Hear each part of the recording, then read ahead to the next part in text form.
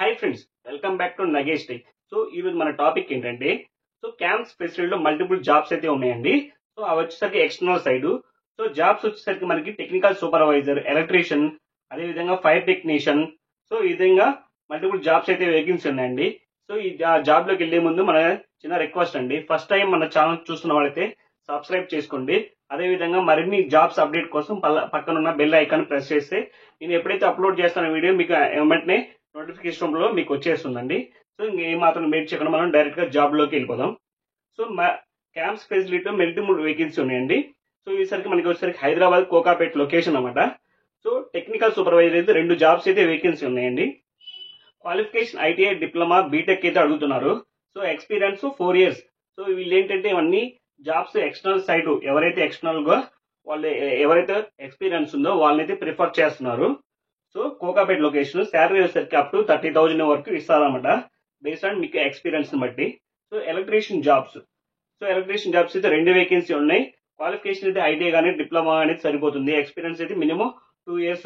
దీంట్లో కూడా మనకి ఎక్స్టర్నల్ సైడ్ లో ఎక్స్పీరియన్స్ ఉంటే, సో ఎక్స్టర్నల్ సైడ్ అంటే మనకి ట్రాన్స్ఫార్మర్స్, జనరేటర్స్, సో ఇవే ఉంటాయి మెయిన్ ఎక్కువగా. వీటి గురించి మనకి ఎక్కువగా నాలెడ్జ్ అయితే ఉండాలి.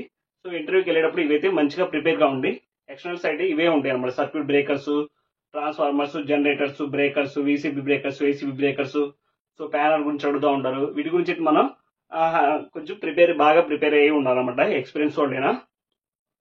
సో నెక్స్ట్ వచ్చేసరికి ఎలక్ట్రీషియన్ అనమాట. ఎలక్ట్రీషియన్ వచ్చేసరికి మనకి 2 వేకెన్సీ ఉన్నాయి. అప్ టు 25,000 అయితే మనకి శాలరీ అయితే ఉంటుంది. ఇది వచ్చేసరికి జాబ్ లొకేషన్ కోకాపేట అయితే ఉంటుంది అనమాట. సో మనకి నెక్స్ట్ జాబ్ వచ్చేసరికి ప్లంబర్స్ అనమాట, ప్లంబర్ వేకెన్సీ. సో ప్లంబర్ అయితే 2 వేకెన్సీ అడుగుతున్నారు. ఎక్స్పీరియన్స్ అయితే మినిమం 4 years అనమాట.